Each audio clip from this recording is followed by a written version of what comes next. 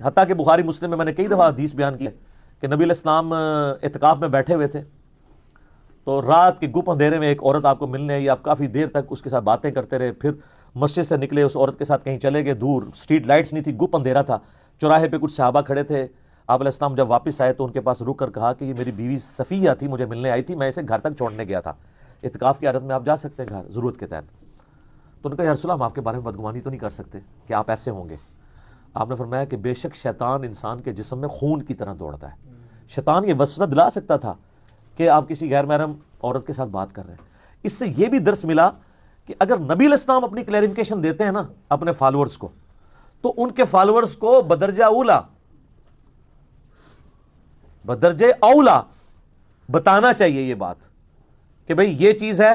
یہ نہیں ہے کہ اسمبلی میں تقریر کر رہے ہیں کہ جناب والا یہ ہیں وہ ذرائع، اور کورٹ میں جا کے کہہ دیا کہ یہ تو میرا جو ہے وہ ایک سیاسی بیان تھا، یہ میرا کوئی آئینی بیان تو نہیں تھا، نہ میرے جوڈیشل لینگویج میں تو بیان نہیں تھا، جوڈیشری کا بیان تو نہیں تھا۔ آپ نے بھی خوش نہیں ہونا، آپ کا لیڈر بھی ہے جو سالوں سال کہتا رہا 35 پنکچر، اور ایک اینکر کی بدنامی اس نے کی۔ علمی اختلاف آپ کو ہو سکتا ہے، مجھے کئی معاملات میں ان سے اختلاف ہے، لیکن جھوٹا الزام تو نہ لگائیں۔ اور جب اس نے حق عزت کا مقدمہ کیا ہمارے موجودہ پرائم منسٹر کے اوپر، تو عدالت میں جا کے معافی نامہ لکھ دیا کہ یہ تو میرا سیاسی بیان تھا۔ اب اس سے جو مقاصد اچیو کرنے تھے وہ انہوں نے کر لیے، معافی اوپنلی نہیں مانگی، عدالت میں معافی مانگی، ورنہ تو ان کو اربوں روپے کا ہرجانہ بھگتنا پڑنا تھا۔ تو ایسا نہیں ہونا چاہیے کہ آپ اس طرح کی حرکتیں کریں کہ کسی کے اوپر جھوٹے الزامات لگائیں۔